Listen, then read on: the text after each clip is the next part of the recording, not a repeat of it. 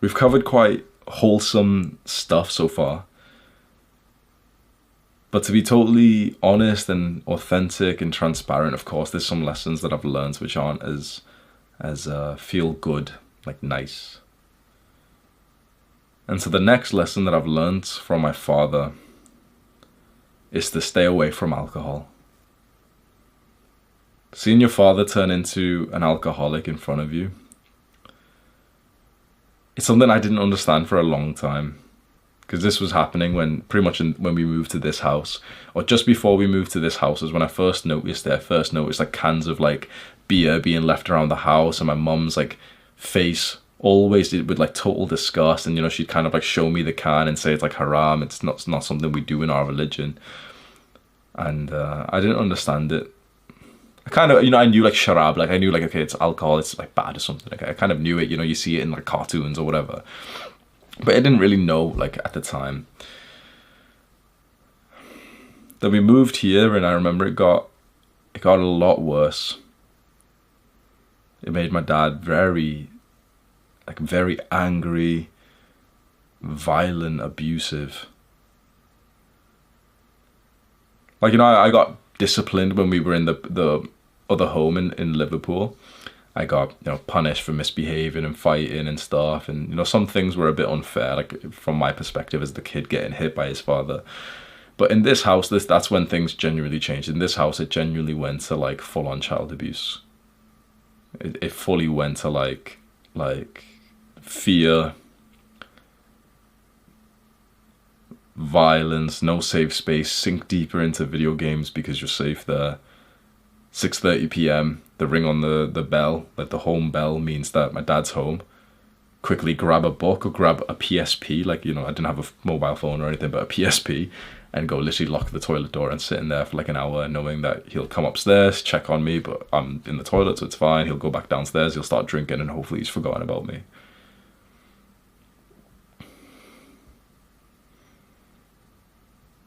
Maybe he'll check up on my room once more at 9 p.m. already drunk, finding a reason to just be angry and aggressive.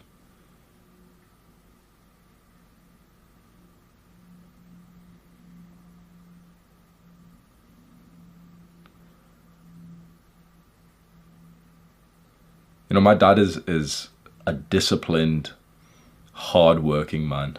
He's genuinely worked 60 to 80-hour weeks for as long as I can remember, like essentially 2 jobs. I don't know if you like can grasp that. Like a full-time job is 40 hours. My dad's literally worked like a little bit above that consistently for decades.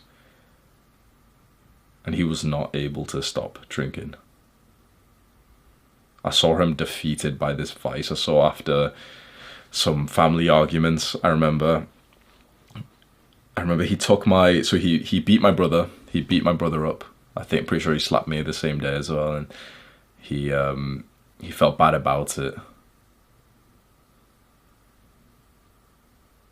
He always had like a weird temper. Like he'd have like a violent outburst at something to do with, like, you know, me and my brother misbehaving. Me and my brother would fight each other, and me and my brother were probably so violent towards each other because we were learning this at home.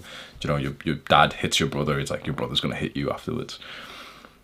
So me and my brother have a fight or something like that, and my dad beats my brother, he slaps me, then we're crying, I'm whimpering in a way that he hated. Like, he always hated it when I would cry, so I would like, I don't know why, like, when my dad would hit me, I would cry in like a very stereotypical like baby way, where I'd literally like that. I'd literally do that for hours. I couldn't help it, and I'd choke on my own like breath and everything. I had tears running down. I genuinely couldn't help it. Like, if he slapped me once, I'd cry for like 4 hours later.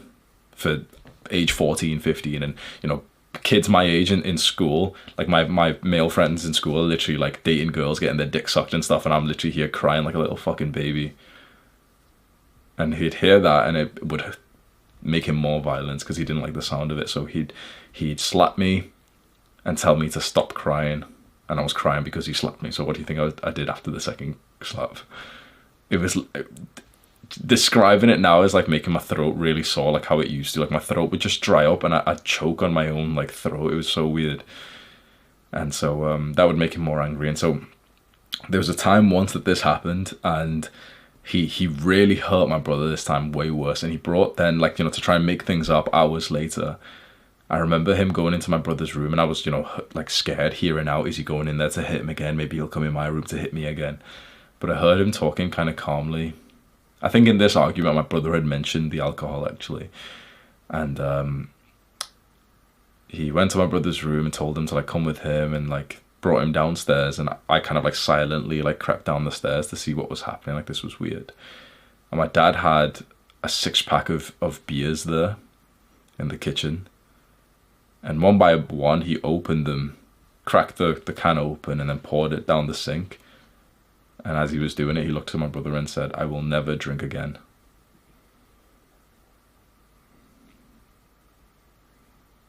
He drank again within a few weeks, and continued to do so for years and years and years, to this day. He's a very hard-working man, very disciplined man, and he's not been able to overcome this vice. There was a time when he texted me. I had moved away from my family home, and I had pretty much abandoned, like fully ran away from family. I was like 21 years old, and I had blocked everyone, genuinely like blocked all of my family, genuinely did not speak to my family for about a year.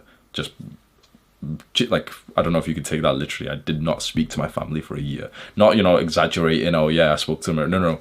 Like, I literally blocked all of them. Every number, every social media thing. If I got a new message from a new number, I'd block it instantly. They did not speak to me for a year, right?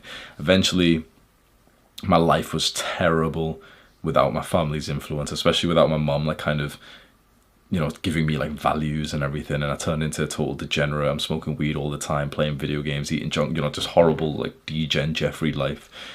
And eventually my girlfriend, who I was living with, so this is like an ex-girlfriend we're talking about now, she gets a message on Facebook, and it's my dad. And he sent like a massive paragraph, and I was kind of expecting this.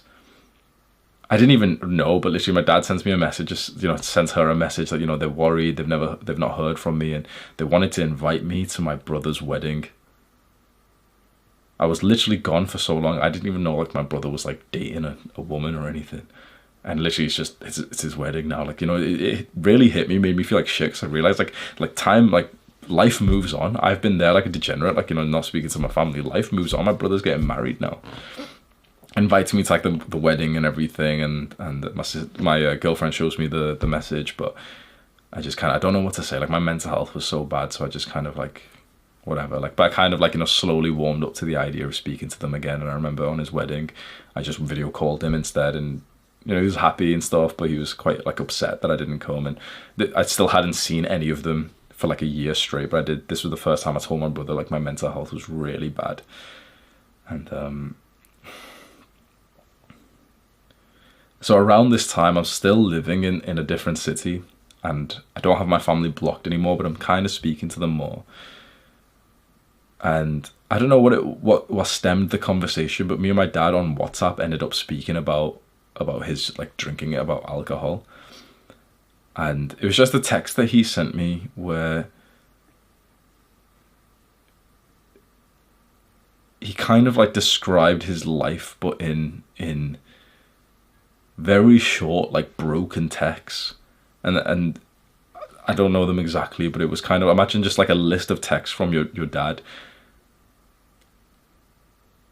And it was something like, "I work like a laborer for all of you. For years I've worked 60 to 80 hours a week. And for what? My family don't love me. I don't sleep in the same bed as my wife. Can't sleep if I don't drink.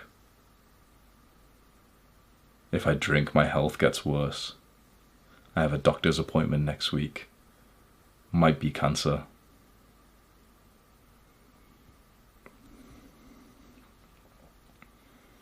It wasn't cancer, but yeah. Like, I always saw like my dad and my mum as like these kind of characters without feelings. I don't know if you can relate, but you know, just they're just invincible. You know, that's just okay. Yeah, my dad. You know, like I wake up, yeah, my dad's gone. I never thought deeply. Like I wasn't conscious till I was about 22 years old. Genuinely, I was like, I've been AFK for most of my life. I've just been like brain dead for most of my life. So just kind of like, you know, it's just kind of normal that, yep, I wake up, my dad's gone to work and he comes home at like 6:30, and then, you know, some other days he's maybe working more, he works weekends. That's just, you know, what it's always been. I've just never really saw it any other way. But like seeing that kind of message and especially at the time that I was working, like for the first time in my life, you know, I'd graduated from university. It was time to like get out into the real world and work some jobs. And I hated working like shitty full-time jobs. I realized how draining they were. So to hear my dad talk about like, you know, working as like a problem, he's been working long hours and you know, I saw the jobs that he had worked and they're not like nice ones. It really hit me even more. And I remember around this time, he really did tell me of like the dangers of alcohol, like never get into drinking. And so maybe I'm 21 years old at the time, right? For the few years before this point, I had been drinking in terms of like partying. So I'd party very often. I'd go to like clubs and student, you know, university parties and everything and drink a lot of alcohol there. There was a time when I was drinking more than half a litre of vodka per night out, which was it's a lot. Like you buy a litre bottle for a lot of people, that'll last them a while. For some like degenerates like me and my friend, it was just me and my friend and we'd finish it before we'd go out to drink. British drinking culture is very bad. It's like you drink before, I know this sounds silly, but you drink before you go out to drink. So you buy a bottle of vodka at the shop, you bring it back, you finish a whole bottle with your friend, and then you go out for drinks afterwards. This is why people in this country are very like, you know, that's a big generalization, but in terms of the nightlife here, it's like very sloppy, very messy. You'll go on a night out in some places, there's literally like a 40-year-old man passed out on the floor. There's women who are like falling over, they've got no underwear on, their shoes just falling off. They're very sloppy. People just drink a lot here. And, you know, I was one of them, but I was the one who was like throwing up and stuff, so... Do you know what I mean? I was either genuinely like, actually, I'm not going to say degenerate shit, but yeah, I won't say degenerate shit. But yeah, like I was the degenerate, right? I was drinking a lot for a good few years. About the time that he messaged me, I was just no longer into it because I just didn't party anymore. I had mental health problems and I was just a weed smoker instead, so it just didn't really do much for me.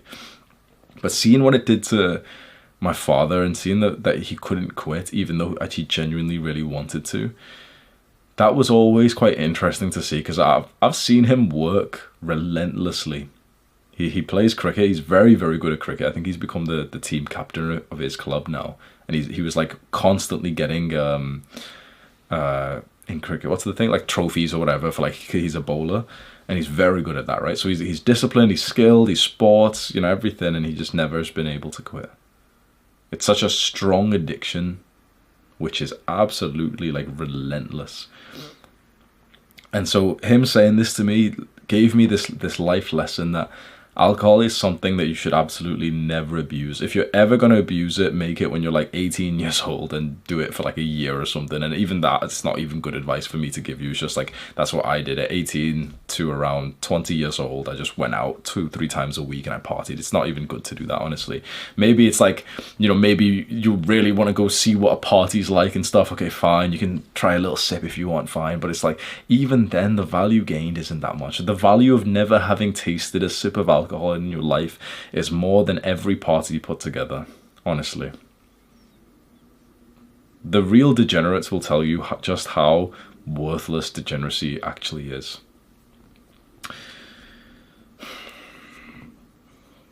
And so from this moment, age 21, it's not that I have like a horrible view of alcohol or anything. It's just that like I just have the self-image of someone who could never be an alcoholic. It just could never, even if times of stress, even, you know, I've had big times of stress, never gotten into it. Never. Just, it's not that I've never drank or anything. It's that, like, for example, there was a party in Dubai a few months ago and I drank quite a lot for that. And my friends were saying like, oh, this is the first time I've ever seen you drunk. It's like extremely rarely. I'm talking genuinely less than one time per year. Like genuinely like once every few years will I be drunk. since I've moved back home here since 2020, so just under 3 years ago, I think I've been drunk like 3 times. I'd say that's a pretty good amount. I think that's like a healthy relationship with it.